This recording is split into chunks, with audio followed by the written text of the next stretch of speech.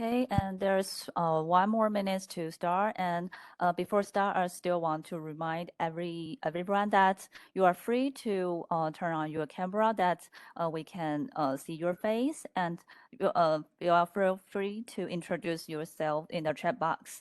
And also, you can type your question about the program, and we will program in the chat box, and we will help everyone to answer a question in the end of the today's event. And at last, you are free to call my cell phone if you have any emergency, you need help. Okay, and that's okay. The time is almost, and most of students have already joined our online event. Okay. And first, we can let's go through our timeline today. And first, I will introduce about the have an introduction about the Future Dynamic program, and then we'll have the details about how to go through the program. And in the end of the today, we will answer the question about the program. Okay. And the first part is Leslie. Shall we start? Hey everybody, yeah, I think Okay. hi, all the students from NCKU and the future participant for Future Dynamic.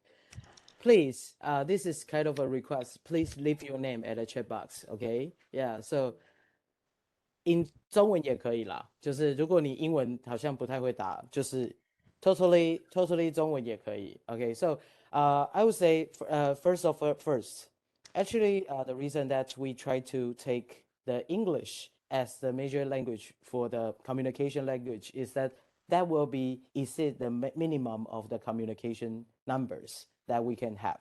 Okay, but of course at some time we always know that you can definitely always use another language to really to get to try to express what you try to say. Okay, so that's open. It's not limited. 并不是说我们就一定要去什么未来馆讲英文这种很 cheesy 的事情。Okay, so yeah, so I would start with my introduction. This is actually the experience that I have for the previous 4 years, and also to really respond to our Future Dynamic program. That actually the first time I met Lovework, who is the partner for this Future Dynamic program. We co-create this program in 2020, but actually I met Lovework in 2018. And ever since that, every 1 or 2 years that I try to, I mean, by the time that if there's a chance that I can share with someone else about one space that really utilize the participants' creativity, innovation, and also the ambition for their future, that will be the place will be the work, Lovework co-work with Panasonic. It's called 100 Bunch. But and I would say to really make one thing happen, that's ever since 2018 that I keep talking to people. I try to pitch to them about maybe if there's one space in NCKU that we can really create the vibe that can really make all the participants, all the students to feel the feeling that I had during the workshop in Shibuya. So here it is. After 4 years, I think we are here and we are about to kick off and launch this spectacular program in NCKU. And for all of you, you will be one of the potential candidates to co-work and to be part of us. Okay, so the next slide. And the question, after your introduction, the next question that I'm going to ask you is about what exactly do you want to be? And by right now at the age of 20, maybe at the age of 20-ish, what will you dream or what will you vision about yourself in the future? Okay, so everybody please put that in the chat box too. Okay, who will be the one that you want to be? Not necessarily like specific person, but you can describe a little bit. Maybe what kind of skill, what kind of character, or what kind of style that you want to achieve. For example, I think Kyle is super stylish. today. Everybody must. Tim, don't be so jealous about that, okay? Kyle definitely is the more stylish one, but you have very different style. Okay, I know you are not chasing for that. I know. Yeah. Okay. So the final slide. Oh, that's great. Okay. Next. Okay. So as what I introduced for the previous years, that I have been utilizing my energy and my power, my resources, and try to persuade people that it's possible for us to really co-work with a really, really precious partner who is LoveWork. And LoveWork also bridge the other working groups for us to really utilize the future program in Atelier Future. So it's also your time. I would say this is your time, and this is the time for you to start thinking about how would you like to achieve and who you like to be. And at the end, by the end of your NCKU journey, what would you like to take? What is your takeaway? Yeah, so that's majorly my question, and also the start for the program. Yeah, and I will just later on I just introduce Tim, the less stylish one. No, Tim is should be the coolest person I met in 2021. I guess I just put our photo in Taipei together. Yeah. So if you really join the program, I'm sure that Tim, Kelsey, and I will be the three people you're gonna meet and chat the most. And most of the time, even if you don't want to chat, we will keep chatting to you. Yeah. So yeah, I will just let Tim to follow up with the next session about all the participants and also the instructors for this program. Thank you.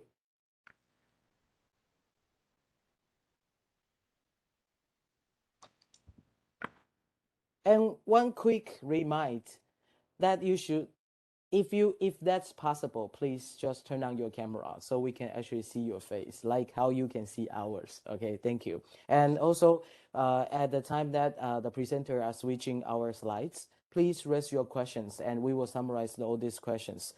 你如果有对于这个 program 有任何的问题的话，请你就是等一下，就是请帮我就是做个 emoji 还是什么，就是在提问这边，在聊天这边提问，然后我等一下会帮大家整理在一起，我们在一起回答。OK，Thank you. Hey everyone, hello 大家. Hey, thank you Leslie for the introduction. It's really cool. So, hi, I'm Tim. I'm the co-founder of LoveWork Taiwan. I'm really happy and appreciate that everybody wake up on a Saturday morning to attend this meeting. I know is, yeah, appreciate that. Anyway, so I'll speak in English because primarily we'll be using English for this program. So for the Future Dynamic program, so this is the first time that we are collaborating with Leslie, Atelier Future, and NCKU. And for this program, mainly, you can understand it, there's two modules.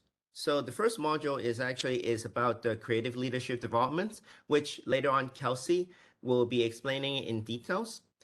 So for the module 1, for the creative leadership developments, all the participants that are joining this program will attend this module 1. And then for module 2, which we will be splitting into 3 specialty work groups, which is actually particular to different types of challenges.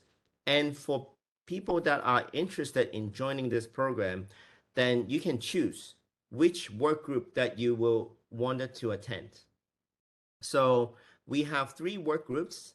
So the first one is Safecast, which will be leading by Asby and Peter, which I'll introduce later, and also the circular and generative design work groups. And then the last one is the Exile Campus work groups. So, and then each of these work groups will have the future later sessions to explain what they are. So I'll just give a quick introductions of myself and the instructor. So I'm Tim. My background is in architectures and urban design. So in LoveWork, I'm doing different types of various types of kind of projects, including some of them are involving AR, some of them are focusing on local revitalization. So our project is quite diverse. So like different from different different from other types of design consultancies, we try to think about what is the core problems or issues that we're trying to tackle. And my partner in crime in Tokyo is Kelsey. So Kelsey, if you want to say hi, yes.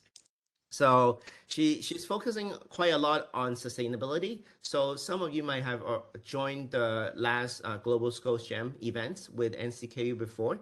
So Kelsey, if you can say hi. Hi everyone.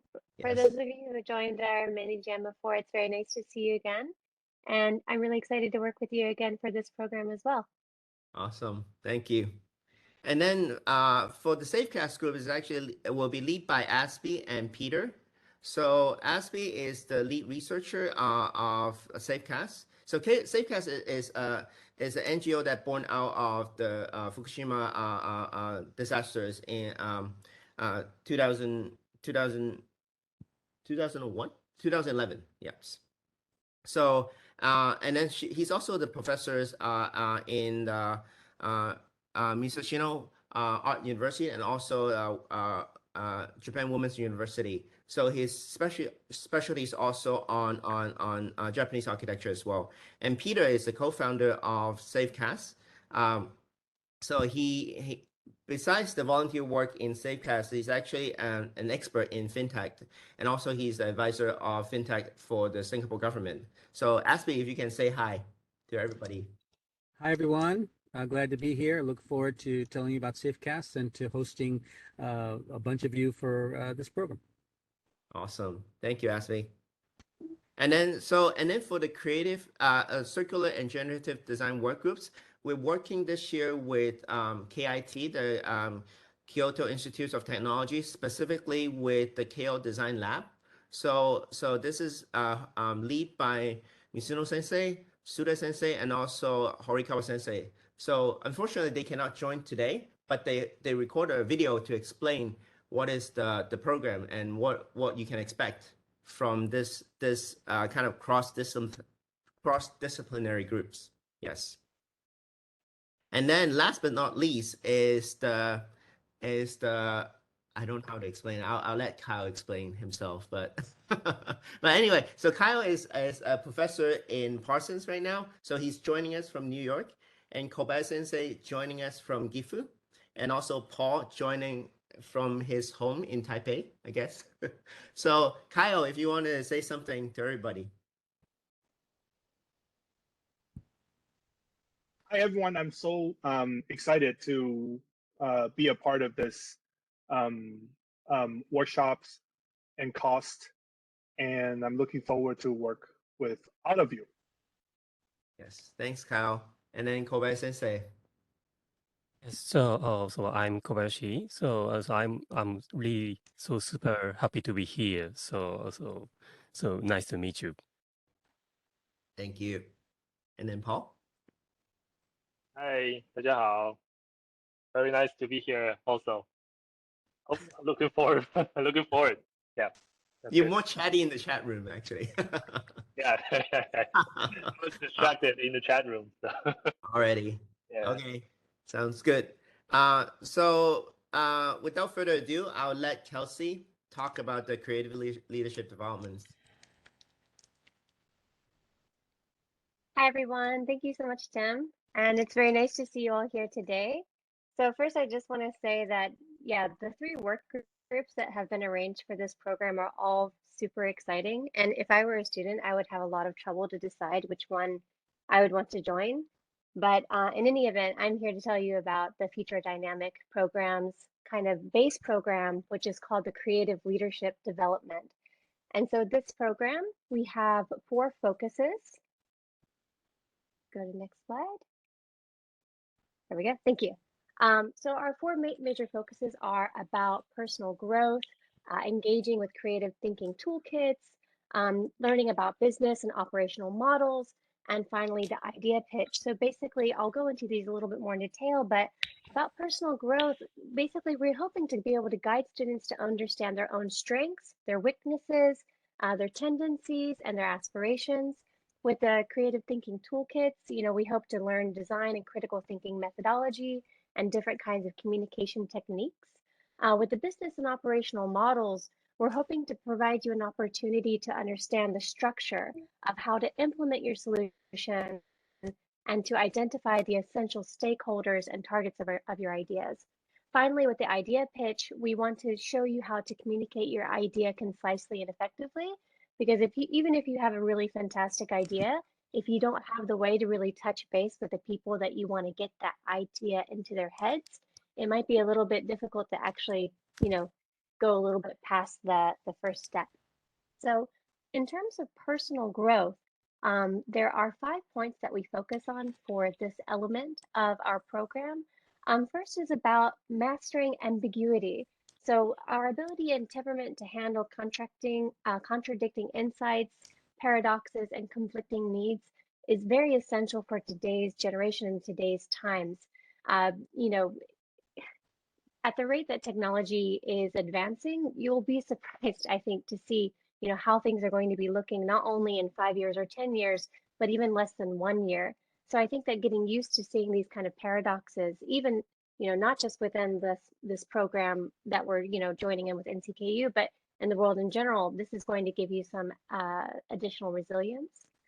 Second is about enabling others. So we want to basically hone your ability to contribute to the team, not only by your own ability, but by the ability to empower others to have better performance. This is also related to team building and team efforts as well, I believe. Third is about professional ethics.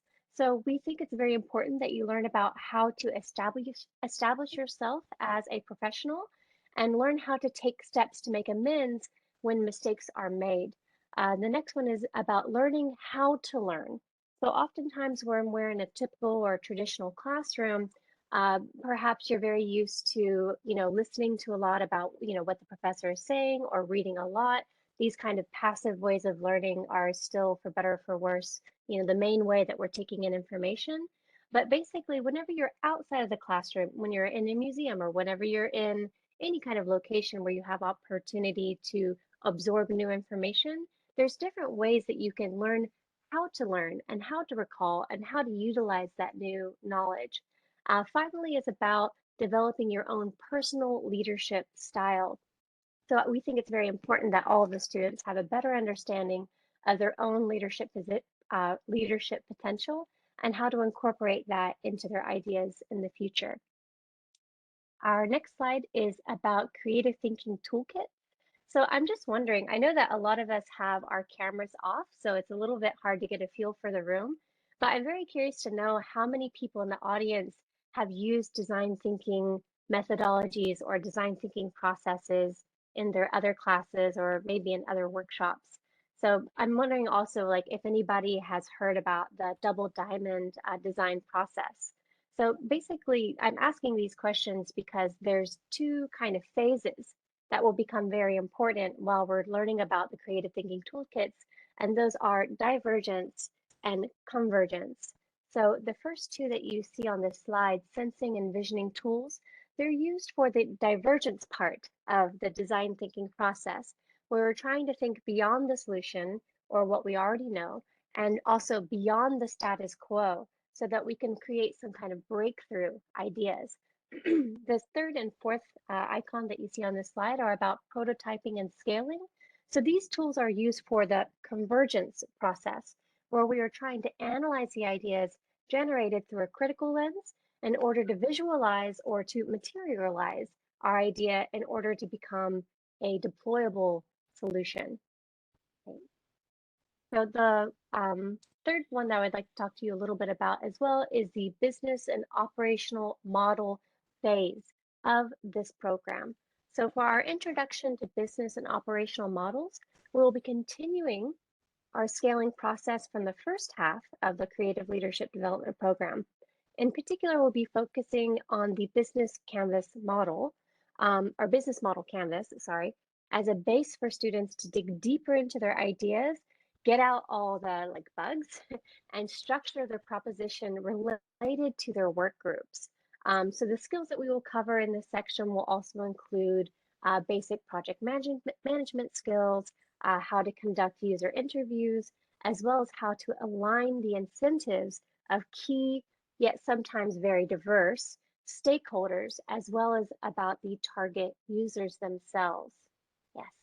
The final section that I will cover about this program is about the idea pitch.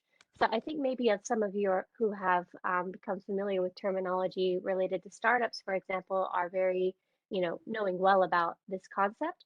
But basically with the idea pitch, students in the program will be asked to articulate the core value of their solution and to understand the concept of the MVP, also known as the minimal viable product.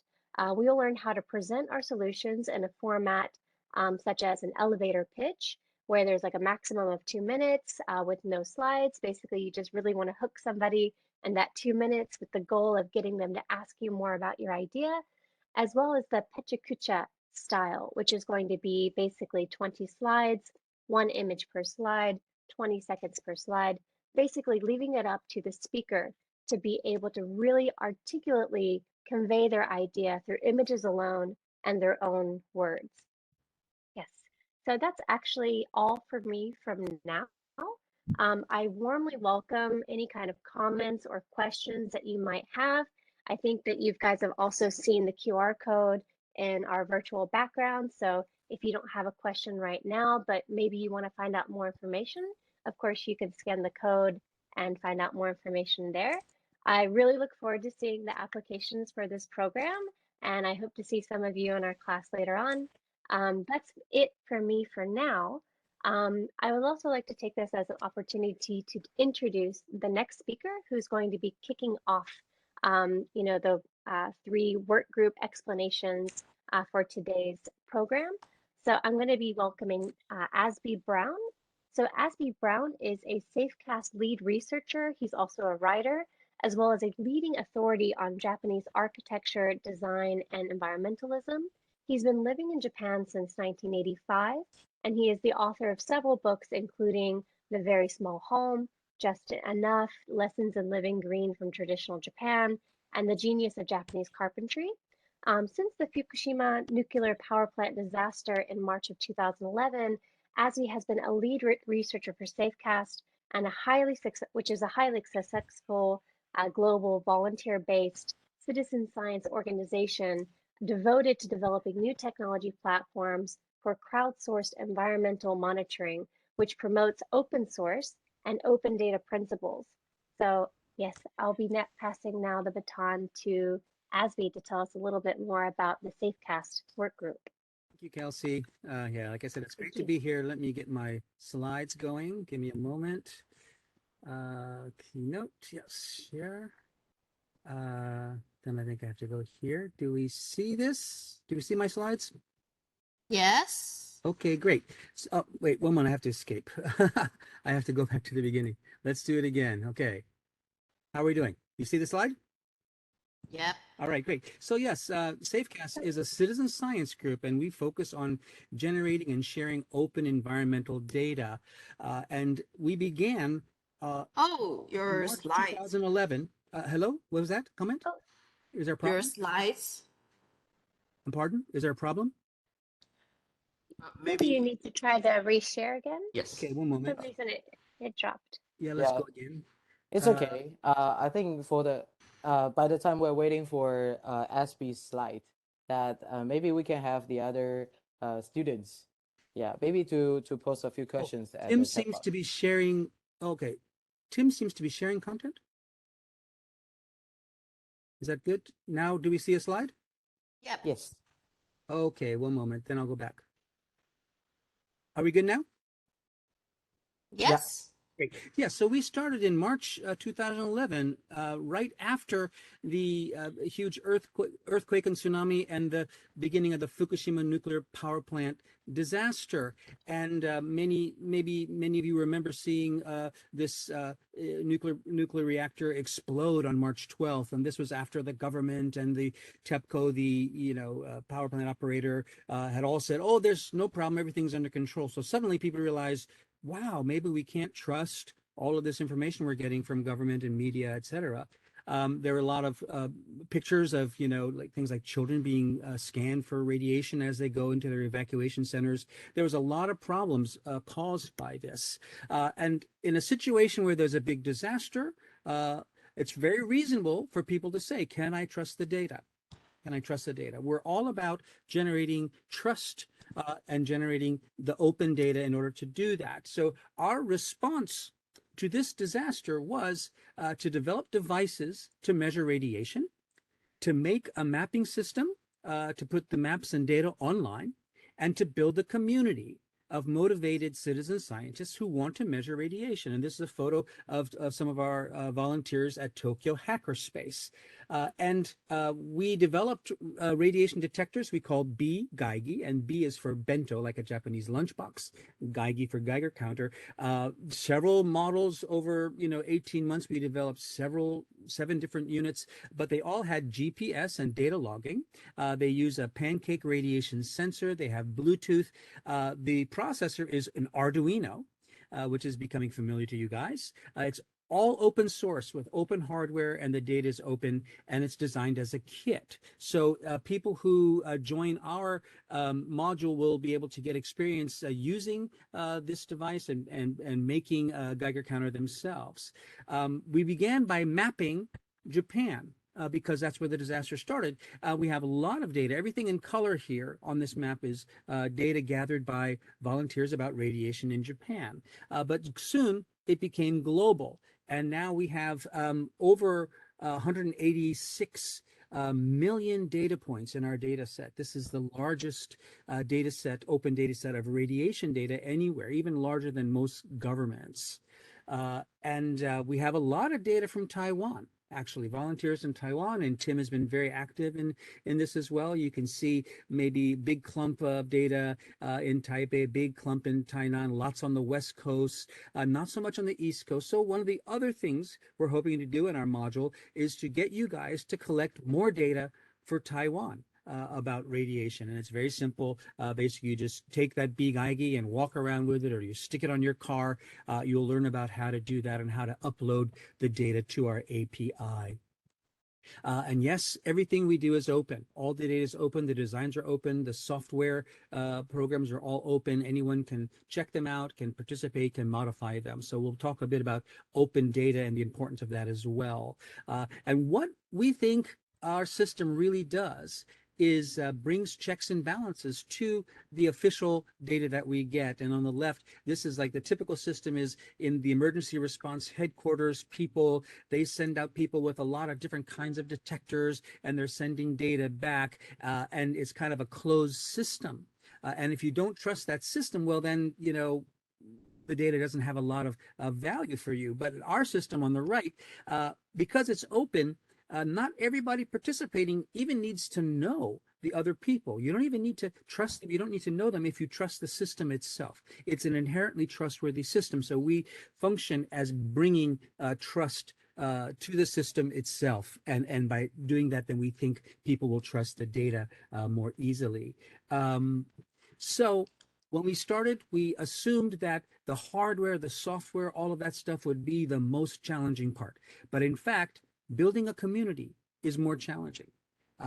It's volunteers doing this stuff. How do you keep people motivated? How do you keep them interested?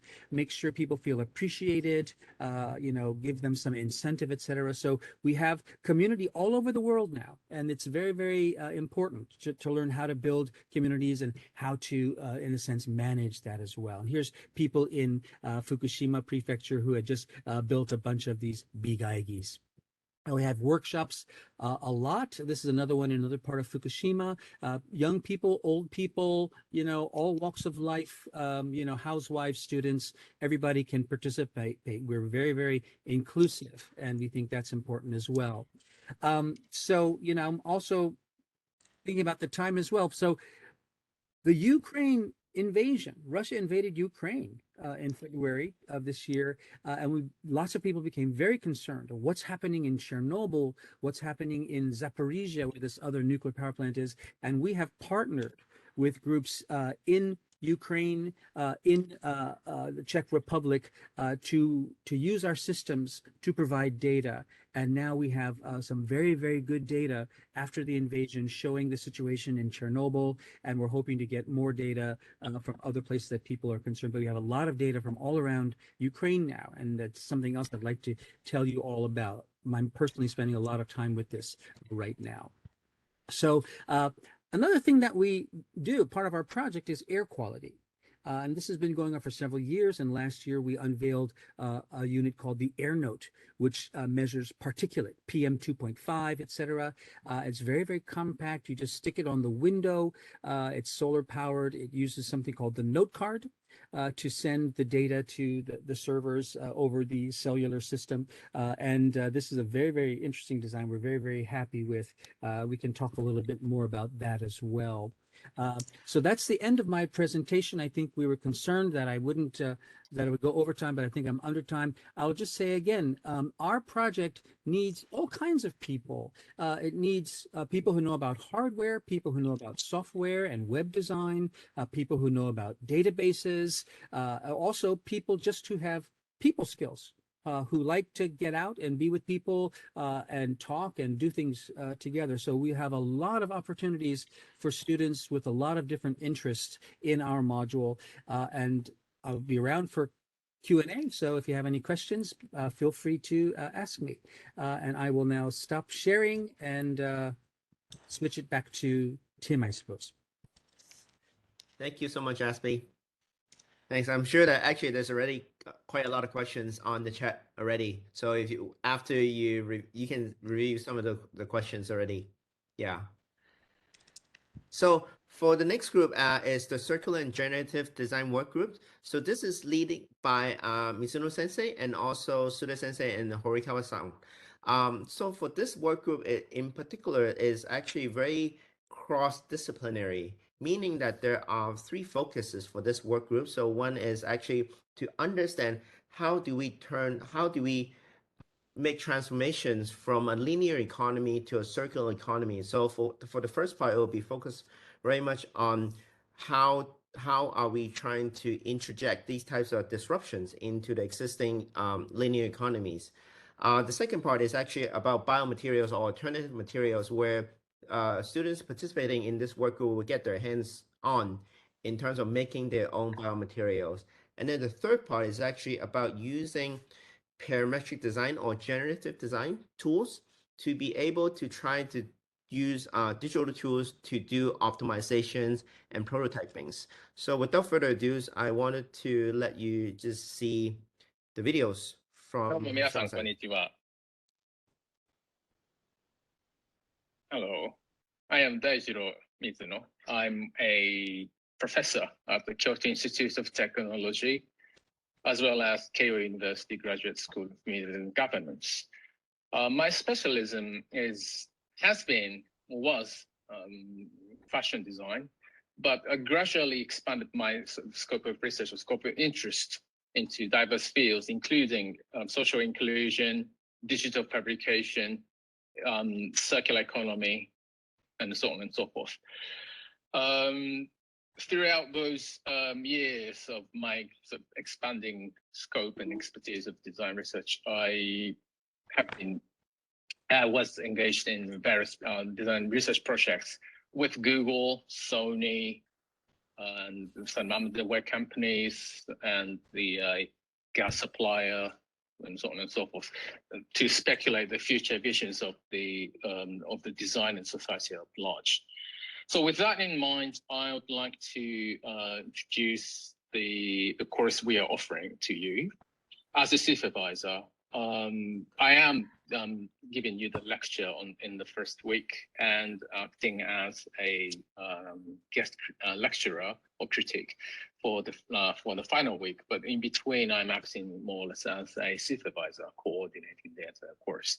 So let me share the slides and explain what's happening over the next 8 weeks. So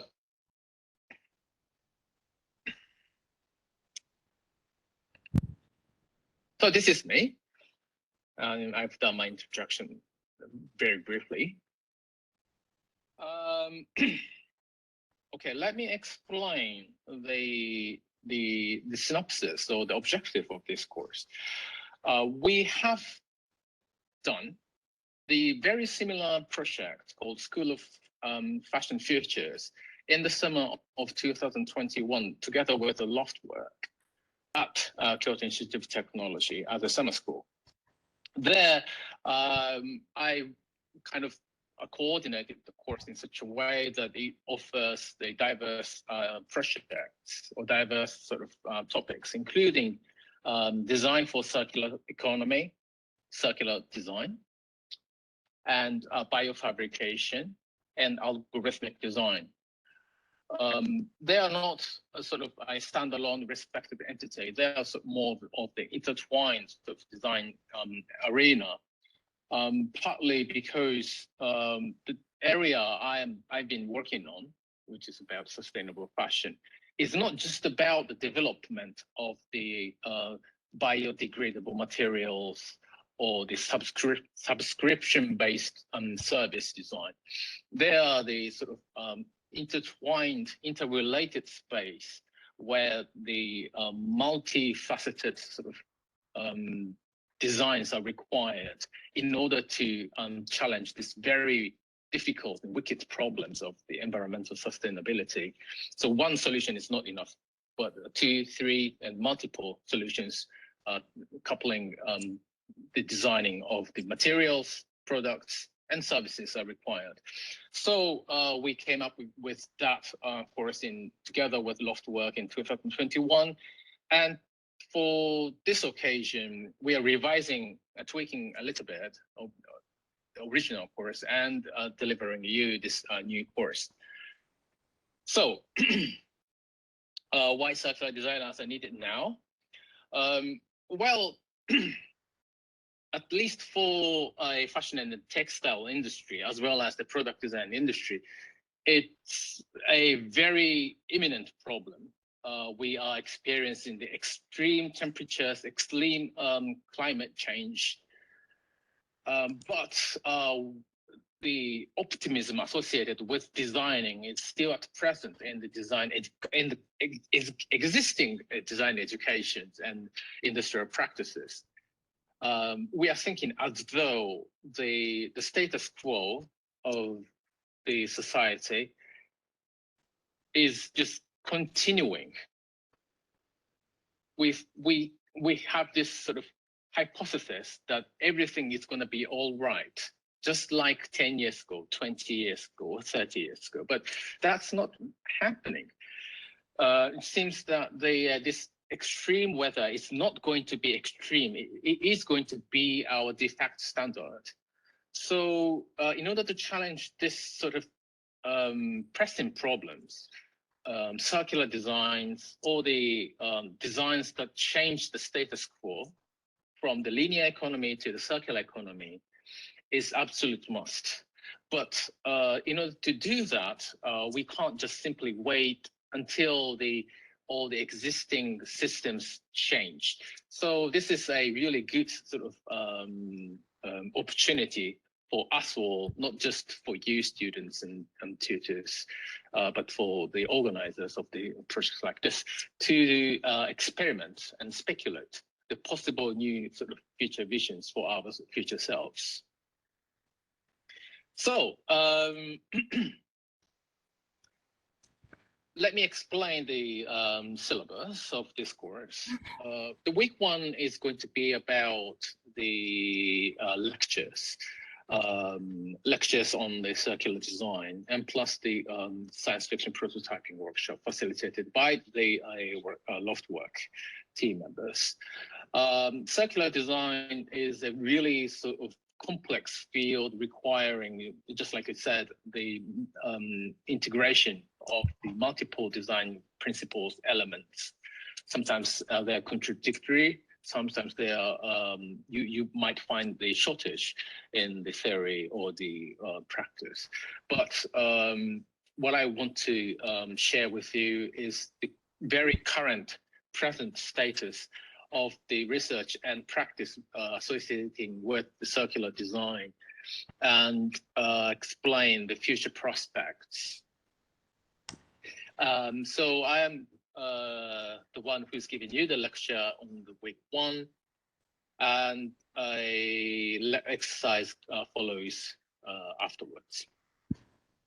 Week 2 to 4 is coordinated. Well, there's a lecture and the exercise by Kazutoshi Tsuda, my colleague at Kyoto Institute of Technology, and he's the one who's responsible for running the DIY biolab and lectures on DIY biolab and biofabrication design. Exercise is going to be about bioleather development with the mycelium leather and the SCOBY leather, kombucha leather. And week 5 to 8 is going to be algorithmic design hosted by Junichiro Horikawa. And you may be using Grasshopper with a Rhinoceros or the Houdini, that sort of visual programming tools to help you design algorithmic patterns and shapes and so on and so forth. You might find this certain sort of gap in between, but between the bio design and algorithmic design. But the important thing to remember always is that as you try to come up with a certain material, you need to come up with a certain optimized ways of using it, just like a 3D knitted garment with the 3D printed structures underneath, and then 3D printing dyeing, 3D dyeing, or the additional sort of designs. They all happen in a really sort of a linear way. So in this case, we are talking about designing of the material and designing of the sort of certain structures and silhouettes and textures and patterns and so on. They are kind of intertwined sort of design space. So consider of the bio designers development of your own material on one hand, and algorithmic design as the development of the structural design or ornamental design on the other, to come up with a certain sort of products and services. Then comes the week 9, the presentation and critique, and presentation and feedback of the prototypes. So the aims and objective of this course is really to experiment the possible future sort of sustainable development of the products and services based on these emerging design techniques of algorithmic design or DIY bio design, and speculate the possible sustainable design strategies, as it were.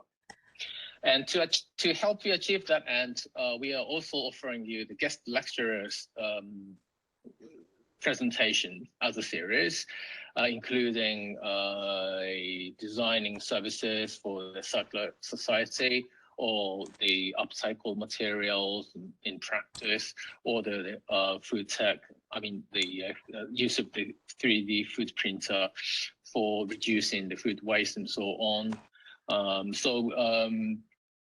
Please enjoy all those additional inputs, and hopefully those will sort of become the food for thought for your own projects. So that's it from me. Hope you enjoy this course, and hope to meet you soon.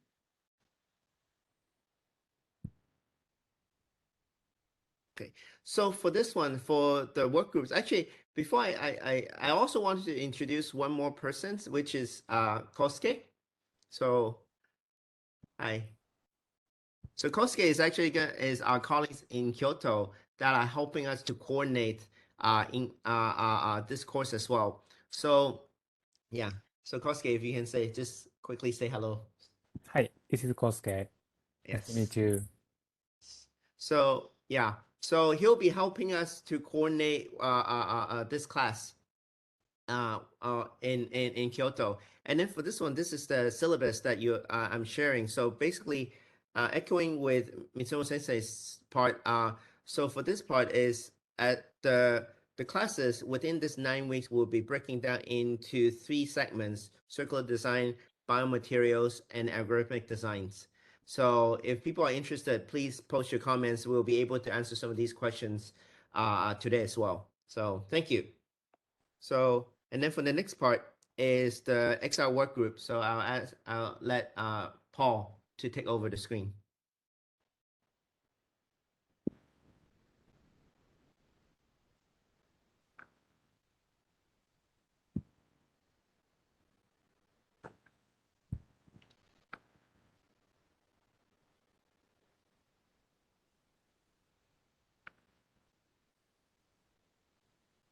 Here we go.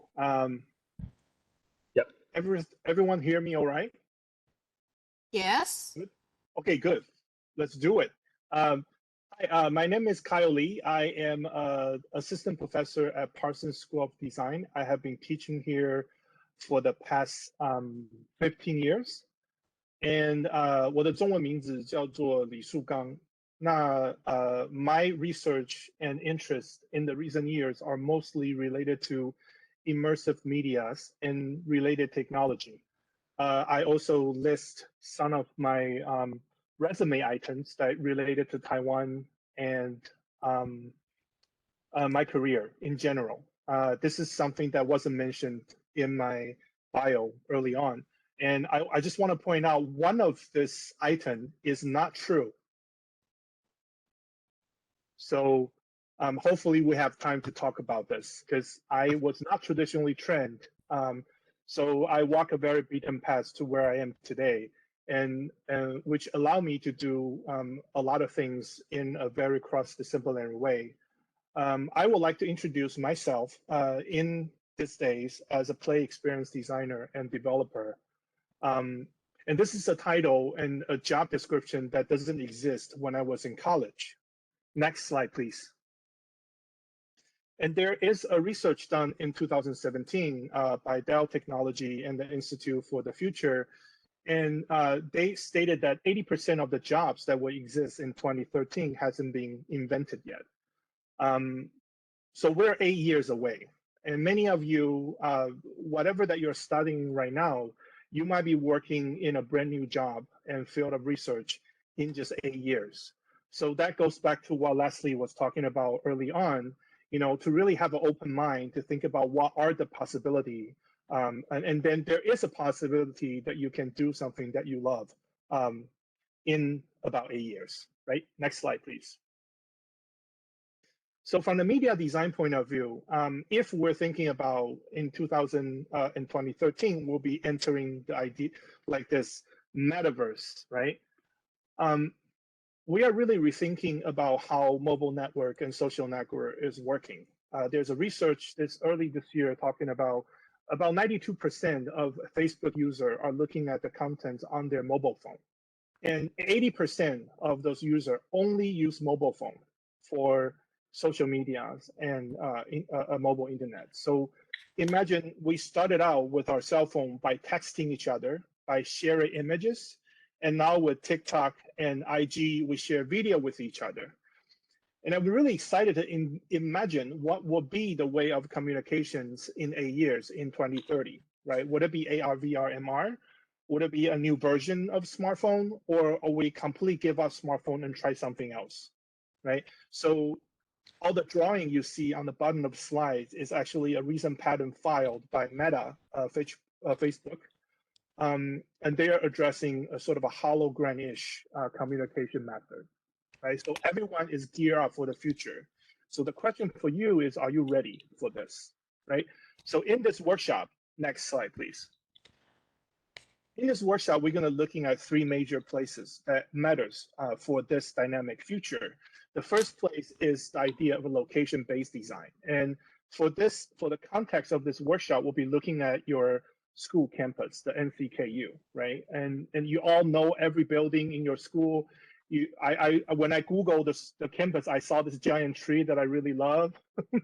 And imagine what can we do with immersive technology in 8 years? How can we turn this place upside down or around to do different things. How can we access data differently? How can we change the way we educate each other differently in a matter of 8 years? And the technology that we'll be focusing on is the augmented reality, the AR. And we will also using some of the MR tools that we'll be talking about in a little bit. And on top of that, we're pushing this experience forward by testing out some of the sensors or technology that hasn't been implemented into our cell phone yet. So we have the location-based design, we have the augmented reality, and then we're also looking for alternative control, right? So with new sensors and new technology, how will we be able to interact with data differently? And this is a very interesting area to look into. Next slide, please.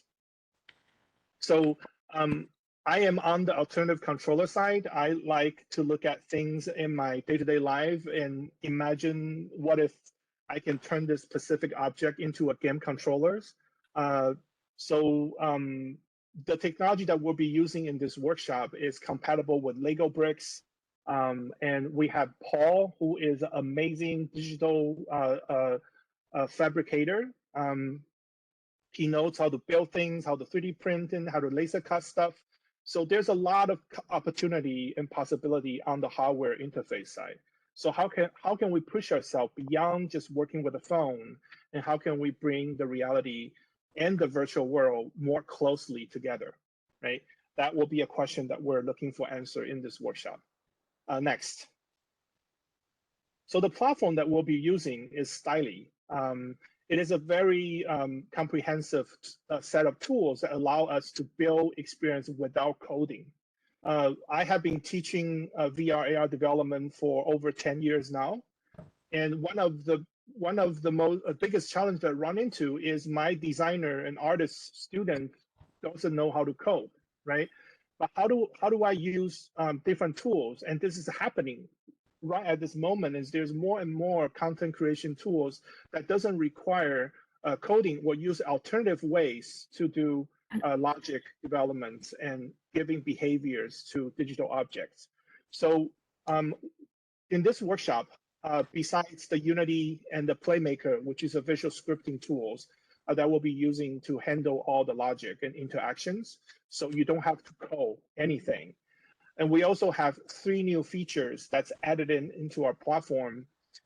One is Lightship and Immersal. These tools are MR tools that industrial designers are using to create indoors and outdoor AR experiences. This will be covered in the workshop. And the other one is designed and developed by my esteemed colleague, Dr. and Professor Kobayashi Sensei. And now I'm gonna pass the baton to him. My esteemed colleague, Doctors and Professor Shigure Kobayashi Sensei, please take over. Yes, so thank you very much, Kyle. Okay, so hello. So my name is Kobayashi Shigeru. So my specialty is media design and innovation management. So and I teach at a very small graduate school called EMS. So I have written books on prototyping and creativity and supervised the translation of a book on design and disability. So and I'm the general director of the Ogaki Mini Maker Fair, a DIY festival. So I will introduce physical computing very briefly, and the framework we developed for these workshops. Next slide, please. Yes, so input and output in conventional computers is limited to keyboard, mouse, display, touch panel, etc. So, and we tend to design interactions within the platform's constraints, even though human beings have a much broader range of physical expressive capabilities. So physical computing is an idea of extending these limitations. So please start playing the video and let's watch it together for a while.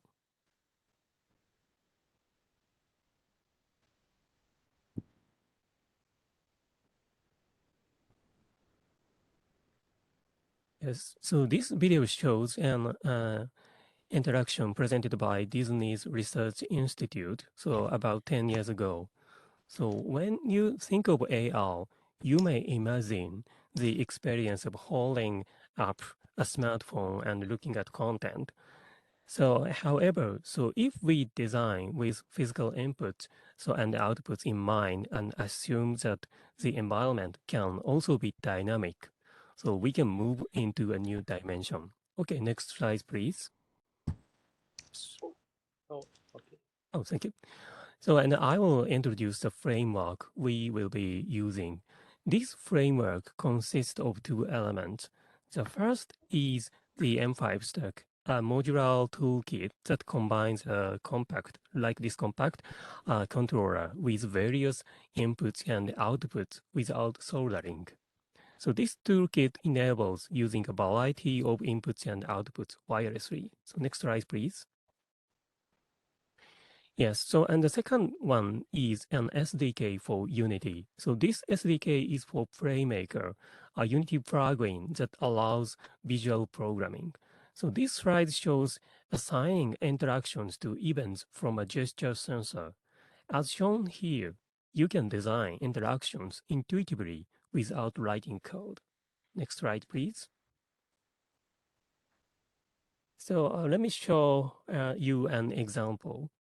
So the gesture sensor can recognize 9 types of gestures: left, right, up, down, forward, backward, clockwise, counterclockwise, and waving.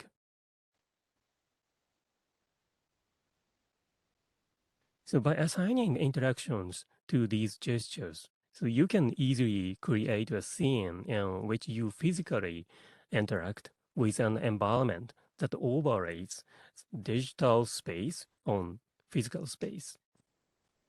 Next slide, please. Yes. Yep. So generally speaking, attempts to incorporate new technologies into our lives tend to be dictated by technology vendors for their proprietary reasons.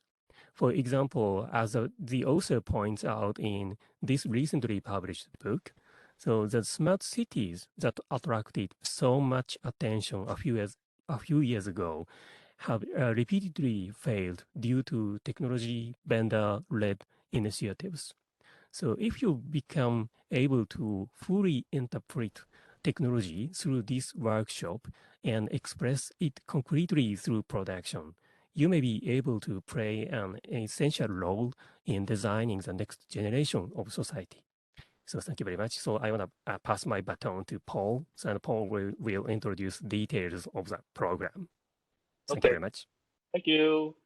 Okay, so I'm going to talk a little bit about the details of the program. So this is the class overview. So basically, I'm going to talk about how are we going to learn all of these cool stuff that the two professors talk about. So the class will be 9 weeks.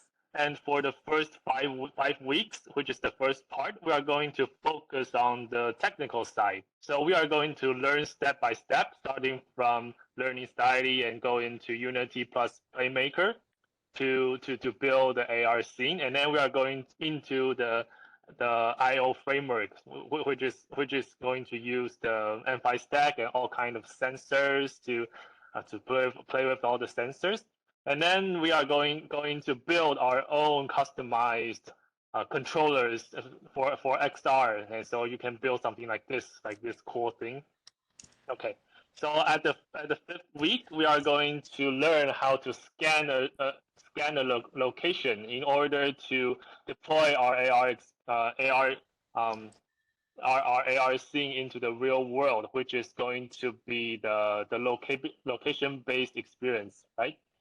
Okay, so for the first 5 weeks, it's going to be quite, we are going to cover a lot of ground. So for each week, the structure will be something like this on the lower side here. So there are going to be some pre-class learning tasks to do.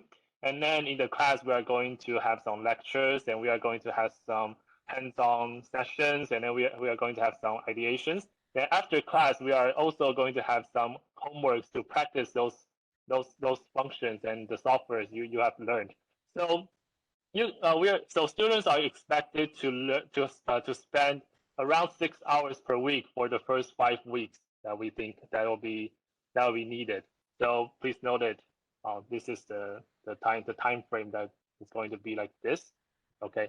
So for the second part of the class, it will be mainly to help you to finish, help the students to finish your final project. So we are going to do a lot of ideation and discussion with the 2 professors and me. And then then the students have to make their own AR work and then do a lot of debugging, which I'm going to help you. I'm going to find a resource to help you make your own AR work. And then you are going to do a lot of testing and then debugging. So you're probably going to repeat this process over and over again until the 9th week, which is the project demo day. Okay, so this is the class overview. It's going to be like this. And also, this is the detailed curriculum. So our class is going to be mainly on Saturday morning. So the class will be 2 to 3 hours. And for exception is the two dates, which is in the dark blue color. It's going to be on Friday morning.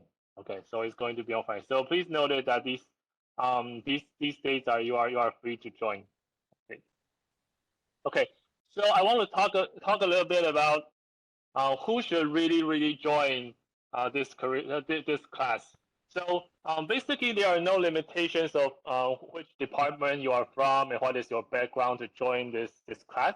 But I think if you are from either one of these 3 fields, then you really need to consider to join, because you are going to have the knowledge base to really flourish in this class. Okay, so for the first field is some sort of 3D creation, meaning if you are you do 3D modeling in either a product design, or you are in the maybe mechanical design, or you do animation and those stuff, it will be really easy for you to do virtual world building with your existing skills. So you will feel like, I already know how to do this. So it will be good to join. So the second part is for program design. So I wrote down programming logic, meaning it's not actually using programming, not typing out the program. It means that you somewhat understand the programming logic. So you have some kind of programming experience. So it will really help you to do interactive programming, meaning to do all the interactions, to design all the interactions and those stuff. And the third field is interactive design. So if you are interested in observing human behavior, meaning you like to know what people do, how they do it, and you like to design cool ways or interesting ways for people to do things. If you are those type of people, then I think you are very suitable to join our class. Either it's from maybe a service design or business design or like exhibition designs angle. It's all okay. So if you are interested in interactive design, it's very good for you to join. Okay. So for this class, so these types of equipments the class will already provide, so you don't need to bring or buy by yourself, such as the VR goggles, MI stack, and all those accessories, sensors, and then the iPad for the AR experience. So what you do need to prepare is each student you need to prepare your own notebook, and the notebook needs to run Unity smoothly. Meaning it needs to be have the specs. So these are the recommended specs. So if you cannot judge by the specs, maybe you can judge by the price. So if your notebook is over 30,000 NT dollars, then probably it's going to be enough. And both Windows and Mac is okay, but MacBook Pro will be the best. Okay. So another thing is software. So Unity itself it's free. It's free to install. We are going to use Playmaker. Playmaker is a plugin for Unity, and Playmaker itself you need to pay. So students need to buy their own Playmaker, but if you join the class, we will get you a 50% off discount. So after the discount, it will be around 1,000 NT dollars. So it's not expensive, not very cheap, but also not very expensive that you can use for the rest of your life. So it's a good investment, I think. And also, please bring your mouse and a power bank. Okay. Another thing is to experience your AR work, you need a cell phone, some kind of cell phone. So both Apple and Android is okay. So please check the requirements, like basic requirements. So it needs to be like later than iOS, so you can check yourself. But if you are like looking for changing your phone, like renewing your phone, so the phone or iPad with the LiDAR built in will be the best for the AR experience. Meaning you can know that which real object is in front of the virtual object. Meaning you can see this traffic cone is in front of the fake elephant. So it will be a better experience to have the LiDAR built in. So if you are looking for changing your phone, then this is a good time. Okay, join the class and change to a new iPhone. Okay, so that's it. So I hope that you guys can join our XR campus, and then we can build really cool AR stuff together. Okay, so that's all. Thank you. So I'll pass to Alice, I think. So for these sessions is for everybody that kind of, after hearing all of this, we also want to hear from you guys about some of these kind of fundamental questions or questions that you might have for the different work groups. So this is the time to open up the floor for everybody, and you feel free to 可以讲中文去问问题也完全没有问题. Yeah. So anybody, if you have the questions, please feel free. Or if there's some questions on the chat before that hasn't been answered. Maybe I will answer the few kind of like general questions first. Okay, especially from the NCKU side. Thank you. Yeah. Just I think there are two students who just asked about why is this program for free? Of course, it's not free. It's paid by atelierfuture for sure. But as long as I'm not sure if you met atelierfuture before, but we have an outstanding and also student aid scholarship and also on-campus program for more than 5 years, and for a lot of international students and local students, that every year that we receive more than 400 applicants for our scholarship. Yeah, and definitely they will just correspond. They will respond to one of the students' question is that because it's not like a direct CSR, like a certain corporate who sponsored this program, but it's more likely that we have a platform at the NCKU called atelierfuture, and we receive all these fundings and also like I would say CSR donations or the other supports from because of the few issues, especially aiming for the sustainable development future. So for the really mutual goals that we try to compile together, atelierfuture, that we receive all the support from the external partners, and at the same time we outreach to the 3 working groups, love work plus the 3 working groups that you are meeting today, and we are really glad that all this really pioneering and also experimental experience that can bring to the NCKU community. So this is kind of the background. And for the I think there's one more question that just raised by the other students. It's like how we compile this program and what exactly is the background for the content curation.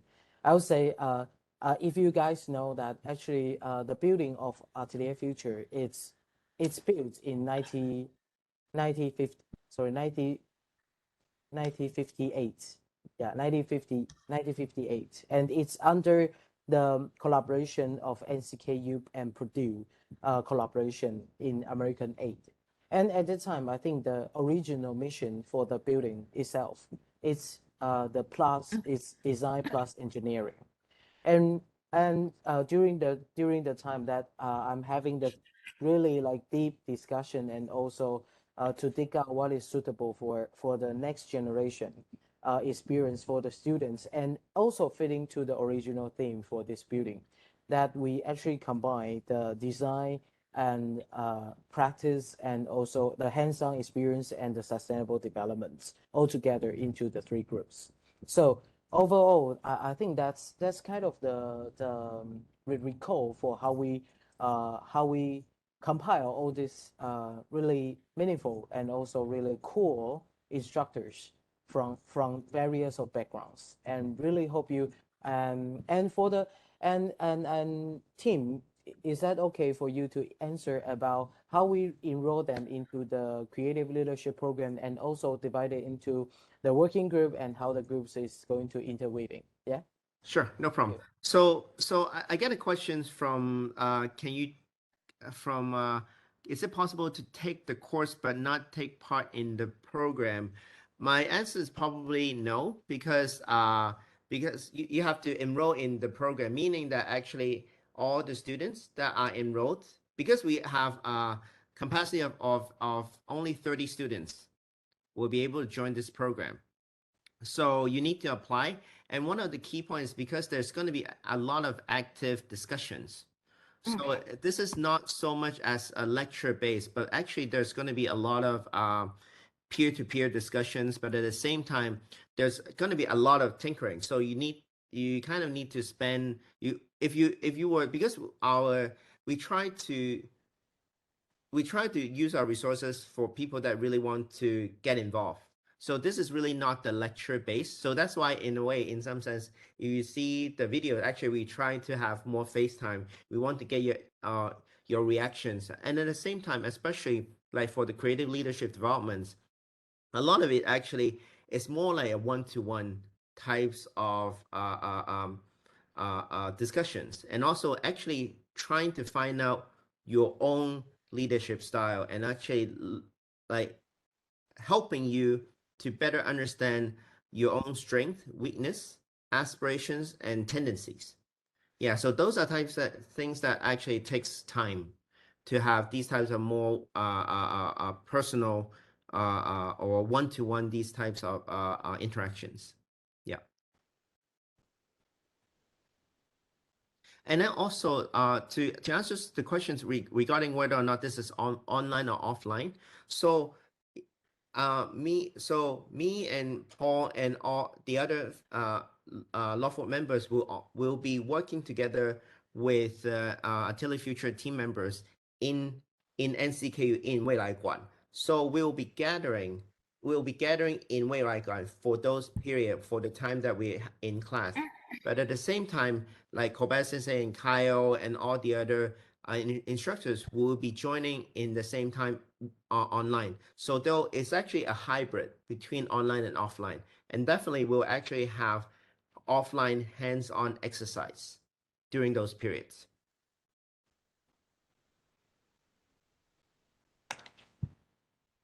Any other questions or?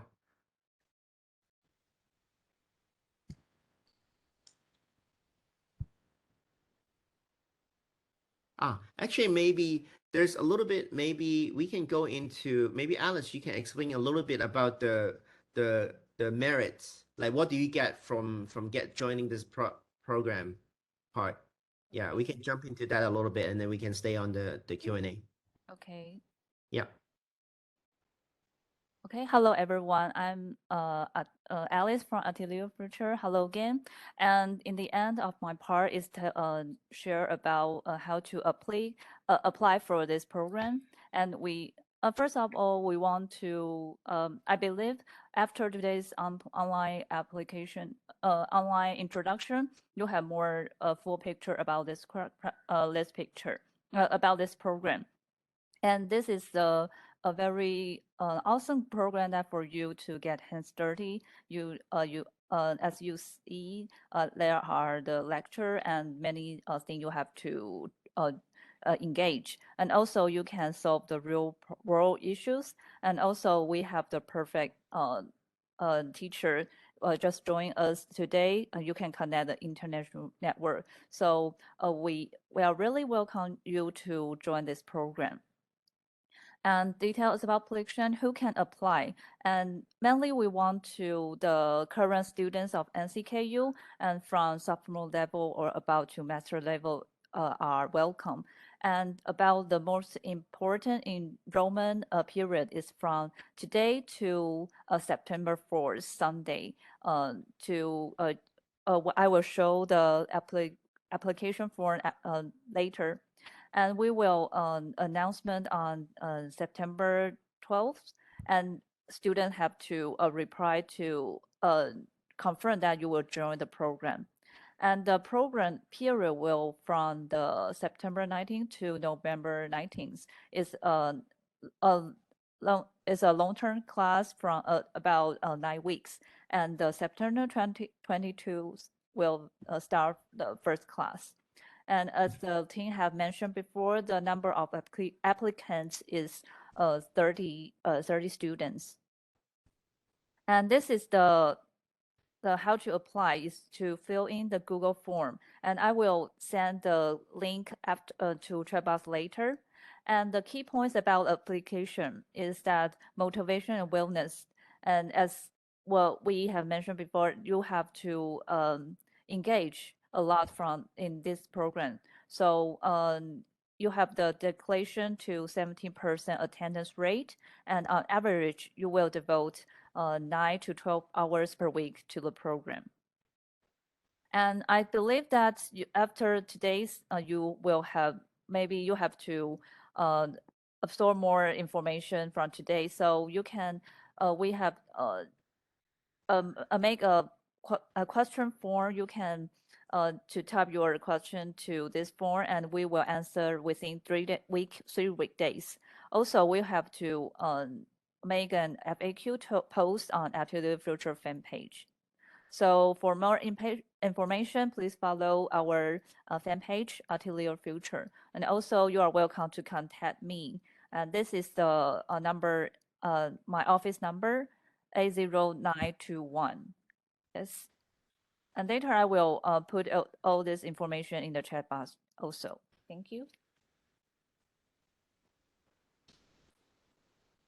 So maybe you have more questions. You are welcome to ask in the chat box or just raise your hand. Yes.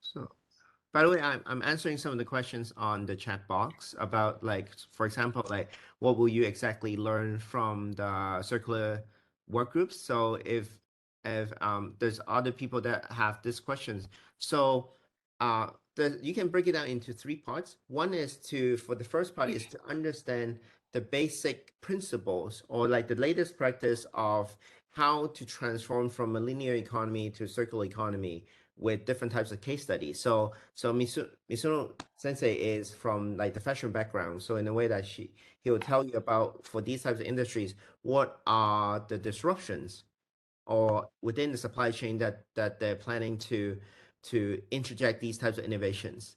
So the second part is to have the hands-on experience actually to grow your own bio ladder. So yeah. And then the third part is actually learning how to use parametric modeling softwares. Like I don't know if you're if somebody is from the architecture department, you probably, or like the product design department, you know about like Grasshopper, that types of parametric design softwares where you will learn how to use those for digital prototyping. So that's a very brief examples in terms of what are the tangibles things that we'll be doing in the work groups. Yes. So this is the time to ask the questions, since you've been here with us for the last 1.5 hours already. You might as well ask the questions. Yeah. I think there's a question about if someone who can just stay at their lab and also join the program online, or Are there any other alternatives that can Tim and Paul answer the question? In the lab, meaning? Yeah, I think the question is because we have 2 classes that are on Friday, and the students need to stay in the lab on Friday. I think that's the problem. So I think because the online lectures from Kyle and Kobayashi Sensei, it's fine to join from the lab.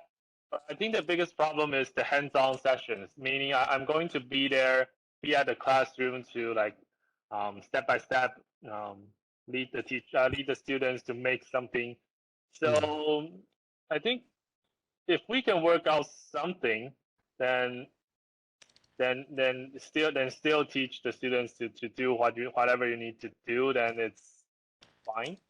I think it depends on if you are devoted, and we can work out some kind of way to work it out, right? Yeah. It's only 2 classes, so it's up to, we can discuss something, right? Yes, and also the other thing is that once we know who are the students are in that work group. So by the way, each of the, as you know, there are 30 students, and then there will be each of the work groups. So each of the work group will have about 10 people. So once we know who are the 10 students that are joining those work groups, we're trying to find a way to work out some office hours, because with the tinkering, I'm sure that you guys are going to have a lot of questions of after the class, or how do you make this, or what if I want to make this. So those types of questions will be answered using the office hours, either on site in Atelier Future, or we're also going to be using Discords, where students will be actually joining a community of these types of XR creators that are facing the same problem. And actually, you can see some of the cool examples that they're working on. So actually, that Discord community is in Bangkok, in Japan, and in US and elsewhere as well. So you'll be joining a group of kind of new types of XR creators as well. Yeah. Okay, just to be precise to all the students in NCKU, when we mentioned the Atelier Future, I mean, that means the 未来馆. Do you know the building that is in front, right on the Daxue Road, next to the 成大会馆?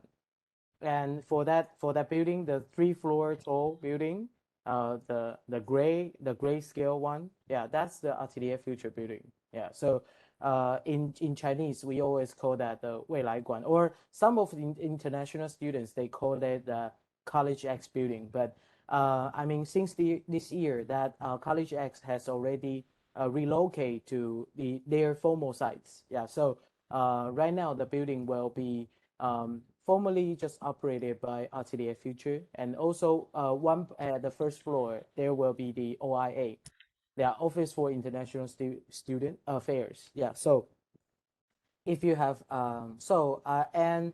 and I think one question that I just read it through is about if you can switch groups. I don't think you can switch groups after you join any one of them, but we have this kind of community space for you to work together, and you can see the students from the other working group. So definitely on daily basis, you will have opportunities to exchange your ideas. Yes? Yes.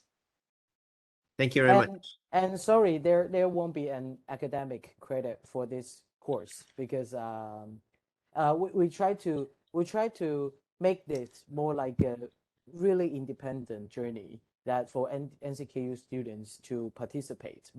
And also we already try our best to try to avoid the conflict between your academic modules with this course. So yeah, I think team and also all these international partners already already try their best to fit into the schedule for our, besides your classes, actually. Yeah. So actually, let me talk a little bit about the merit points. So the part that for this part, what we're trying to do is actually for students actually are trying to, at the end of this program, actually, if you fulfill the requirements in terms of the attendance, one of the key points is actually is that you'll be able to get recommendation letters from the instructors, and if for people that are, this is for students who are planning, maybe they're trying to study abroad or try to find internship abroad, these types of recommendation letters will be quite helpful for you to get those opportunities. And also the other thing is that also we are planning for, like, for people that are going to the work groups, there are potentials like you can, after you go to the work group, the pipeline for next year is that you can apply to have internships, to join, to be in, to go to apply for the internships in the Safecast, and also in the Bio Club in Tokyo. And also there's also for the XR campus that you have a chance to go to Bangkok Design Week. Yeah, so but actually that will be something that based on how much effort or the outputs that you're creating. And I don't know, Leslie, is this what's the relationship in terms of like this program with the Zhang Xuejing, the scholarship part? I think they because of the, I mean, we will definitely add the actual participation and also the attendance and also the performance into the consideration of the Sinopec NCKU scholarship this year. And usually it's open to all. I mean, I think most of you, I mean, maybe 95% of you is eligible for the scholarship application. Yeah. So, and for that, for the scholarship, I mean, the original kind of the original endorsement from the corporate is that to support students to really devote into the research and also the certain development, and also especially for the interest for futuristic issue and also for sustainability. Yeah, so definitely the 3 working groups has very strong link to these issues. Yeah, so and for that part, I mean, Atelier Future, I mean, even us personally, we can highly recommend any one of the participants in the working group to apply for the scholarship. Yes. Okay. And in exchange students, sure, you are totally qualified. I mean, any students, I mean, if you are just anyway, if you, I would say our range right now, we didn't really limit to any kind of certain, I don't know, like criteria. Yeah. Criteria, yeah. Yeah, yeah, yeah. So actually, we're happy to have international students or exchange students to join the program, and actually that's the reason why we are conducting this program primarily in English. So this is actually one of the chance for students to be able to practice their English, and also to be in an environment where people can freely sharing their ideas as well. Yeah. I know that we're overrunning a little bit, so maybe the last few questions, if there's any. Yeah, or can Paula or Alice help to raise the question that maybe some of the others that raised originally from the questionnaire? Maybe the common questions, the frequent asked ones.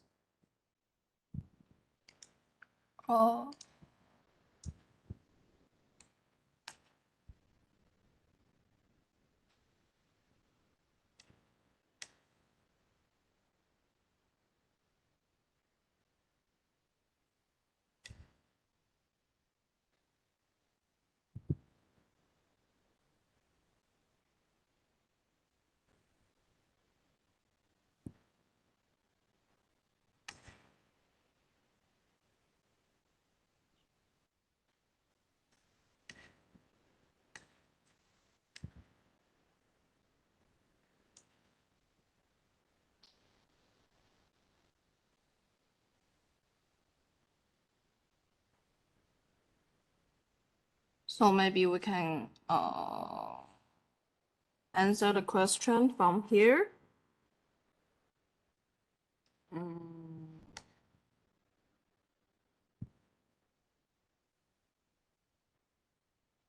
Will this program record and can be accessed later?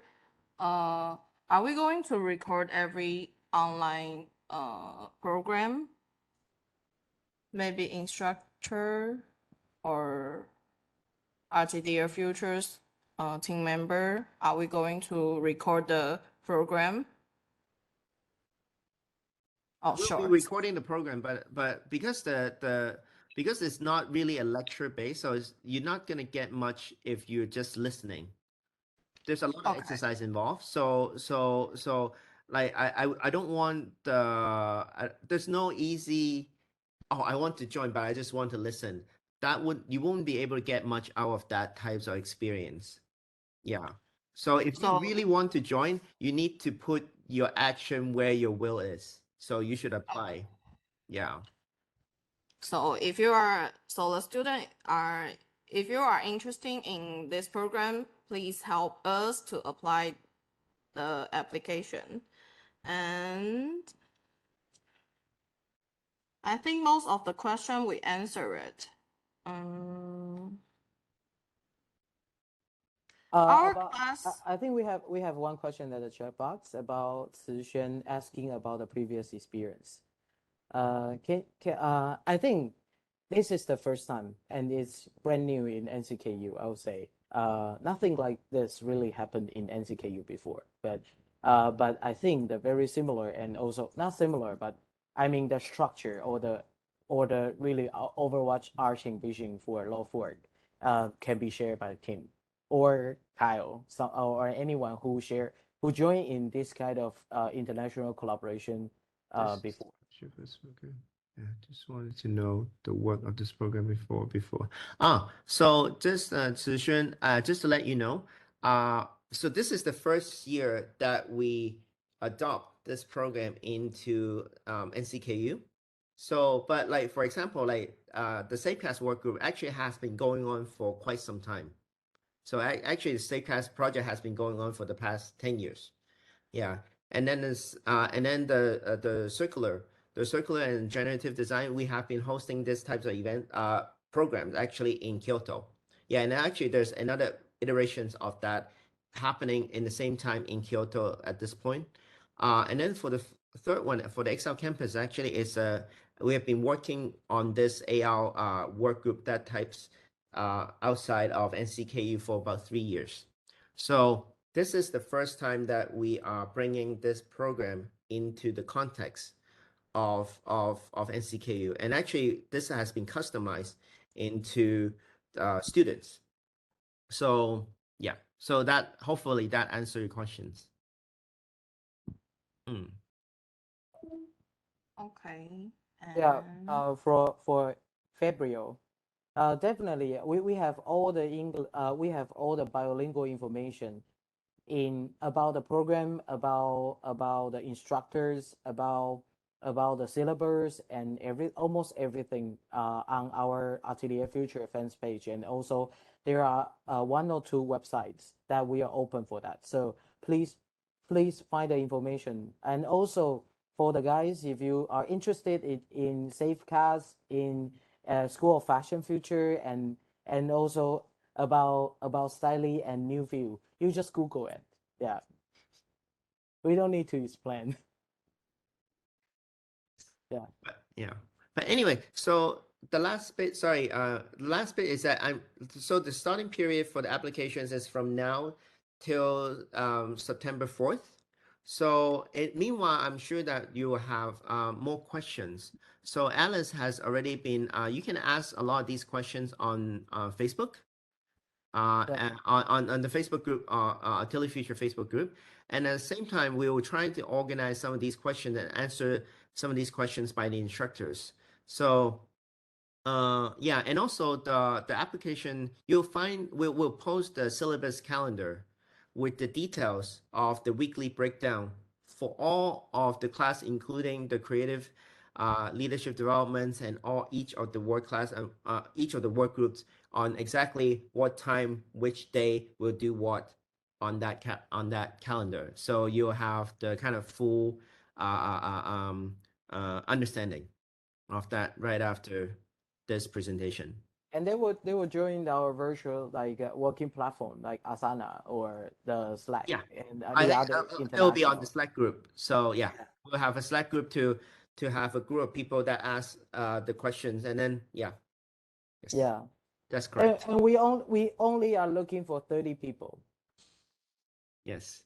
Yeah. Yeah. So And about personal growth and about asking about what to take away, I think Kobayashi Sensei and also Kyle would like to share a little bit. Can you just kind of like share just a little bit, so maybe one a few paragraph? Yeah, not paragraph, few sentence about. Maybe Kyle would like to start first. All my focus was in the chat. What was the question? I can feel that. No, because a lot of students are asking so much about what's the takeaway from the course. For example, is that a credit? Is there some kind of pay internship or something? But I just see you kind of replying about how much if you try to explore the uncertainty. Right? You just mentioned I mean, personal we really, development. well, I was just saying all the other programs that was presenting today are very interesting, and I have known many of the projects over the years, and it was very excited to be a part of this and see all the people sort of join this great cause. And I was saying that I wish I had this, when I went to school in Taiwan.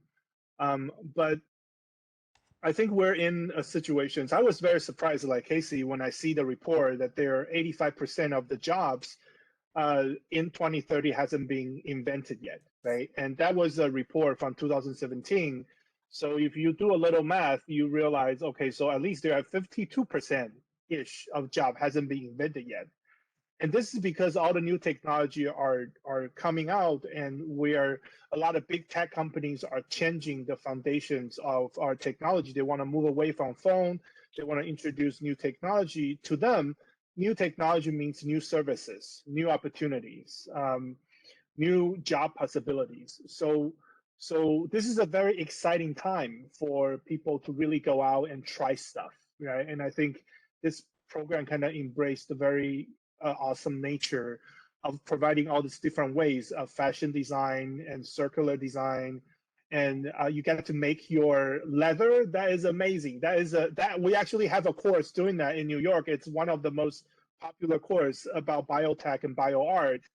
And you all of you get the opportunity to try it out. I'm just very jealous of all of you. And for our workshop particularly, we're looking at the media content design and immersive technology and what will be their role in the future if metaverse becomes a reality for us, right? And we're pushing it further, by using the existing technology like smartphone, and then we coupled it with new sensors and new ways of inputs to imagine how we access data or interact with virtual content in the future, right? So we're looking at a different area, but I think every workshop today was awesome. It really will equip you with some future-friendly skills. Did I say that in English or Chinese? I said in English. Okay, good. Yeah. SB? And Tim would like me to add on a little bit about SB, maybe SB. You asked me, yeah. SB too. Yeah. Sure, just a bit. I realized that I didn't really cover syllabus in my presentation, and everyone else did such great syllabuses. But basically, we're going to spend time first, learning about the BGAIGI and getting you guys out there in the world, using it to see what it can do and what the data looks like. And then, talk about, what does it take to build a team to do this kind of stuff, and make an action plan. What's the best way to gather data for Taiwan around your university, in cities and other places? We're going to figure out what's the best way to do that. And basically you guys will be the ones coming up with that stuff. And then, next would be, once we get all this data from Taiwan, we have this huge global database for Safecast, but what would it take to make just a specific database just for Taiwan, for instance? Could be very useful. A lot of people would be very interested in that too. And then I mentioned you'll have a chance to build a Geiger. We have something called the K-Geigi, which is a very simple thing that we use for workshops, including with elementary kids or high school kids. And then you guys will learn how to do that and then learn how to actually give your own workshops. Because, a lot of what we're doing is about the people, about getting people involved, and then to think about other opportunities for outreach to the communities. First, of course, within the university, but then reaching out to other NGOs, for instance, other environmental organizations to see, what kind of partnerships or collaborations or just some kind of cooperation could be possible. So ours, maybe there's less design and that kind of stuff going on than in some of the other really interesting modules here, but it's a lot more real world and doing stuff with people and getting out and talking and spending time together. So if you're interested in that, we really would love to have you participate. Yeah, I want to add on to Asby part, because I think he's quite modest. I think so. Essentially, if you're interested in environmental activism and also think to think how to build a resilient, agile, global network, this is the work group for you, because actually Safecast, he didn't mention it, but actually Safecast is the biggest radiation environmental monitoring volunteer network in the world. So yeah, so you can actually see there are if you, academic papers, and also if you type in Safecast, there's a whole bunch of news that is covered by CNN, different medias. Yeah, so if you're interested in actually how to run these types of networks, which is essential for the upcoming generations, then you should take really serious look at whether or not it's worth for your time to join this work group. Yeah. Thanks, Tim. Plus, we're really fun people. Yes. Indeed. Awesome. So sorry, it's overrun by 20 minutes, so maybe we should wrap up the meetings. Yeah. Yeah. Okay. All right. So Kobayashi, are you good? Anything else? You have any other final thoughts? Final thoughts, yeah. So let me answer very quickly. So I observed a fear of trying something new. So typically, try something new is really stressful. So you should be break your heart in the middle, or you feel loneliness. But the benefit of this program is you can try something new with your colleagues, your teammates. So that's totally awesome. So I think this is a very important opportunities for you guys to develop your skills and open your view of seeing the world. So please join. Thank you very much. Thank you. So already. So Leslie, you want to wrap it up? You want to wrap it up? Yeah. I think we are going to have a maybe just a good photo. Okay. By Paula. Paula just requested. Okay. So can You can give everyone a cue. turn on your camera for a while? Let us know you are here and we can take a photo. Screenshot. Wait for me. Okay. Is there all of us? Yeah, I think someone just ran for their lunch already, but it's okay. We're good to have all of the people still online here. Yeah. It's nice to see everybody. Okay, so okay. Is that all of us? Yeah, it's okay. Wait for me a while. Yeah. And also I mean just to quickly saying because of I saw many 不分系同学，我看到很多不分系的同学，我觉得这个因为你们都一定要有一个自己的 program， 或者是可能要去发想一件事情，其实这个你就把它当做是一个学期的一个很棒的就把它当做是一个探索的过程吧。OK，不管你未来有没有要用到这件事情作为你的毕业的重要的 proposal， 不过至少在这个过程当中，你会去探索非常多不一样的事情。还有那些觉得在自己的系上就是可能觉得过得很辛苦的大家，就是我们也非常欢迎，就是你们可以就是一起来这边找到不一样的可能是同学啊，或者是你可以参与在不一样的 global community。OK，it's not necessarily there's only one way to go。各位都是几年次，你不会想要知道的。他们都是2000年以后才出生。They are born after the millennium. They are Okay, so all of them are Gen Z. Gen Z. Okay, so everyone's okay? Is ready? Yeah. Give a good pose. Okay. Let me make a green screenshot. 1, 2, 3, and smile. Yeah. Thanks, everyone. Okay, great. Thank you. Thank you, guys. Thank you, guys. See you guys in Thank NCTU. you. Thank you. Thank you. Thank you, Aspie. Thank you, Apply for the free Kobayashi. program. Thank you, Forward Kyle. to it. Thank you, Kosuke. Thank you, Kelsey. Thank you, team. Thank you, Paula. Thank you, Alice. Thank you, Ashley. Leslie. Yeah. 谢谢 Oh, thank you, Paul. Okay. 不要说 Pola 很辛苦，都在操作。Paul 跟 Paula， 你们可以做一个。对，我发现我双人组，我变成女生只要加一个 A 耶。对，就是因为我爸爸叫 Paul， 所以我才叫 Pola。Oh my god！ 他现在好简单哦。对，好容易。OK。Paul 你可以白天叫做 Paul， 晚上改名叫 Pola。お疲れ様。哇，乱码1/2嘛。超方便。老的卡通。好，那 Pola 你也可以白天改成叫做 Paul 这样。太可怕了。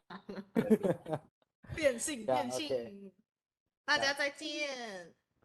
记得吃饭。Thank you。大家都不想要走是不是？还是有人要留到最后，还有问题要问？你们不要这样，我会害怕。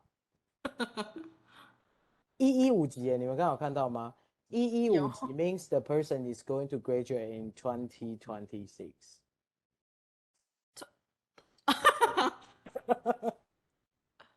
Wow. 2026. You know, this is the 6.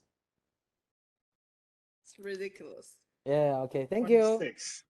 2026. Graduate. They are graduating. So the student was born in 2002. 2005 or 2000 or 2004. Maybe 2004. So young. Yeah. Good. Okay. Yeah. Thank you. Okay, cool. Thank you. See you next time. Goodbye.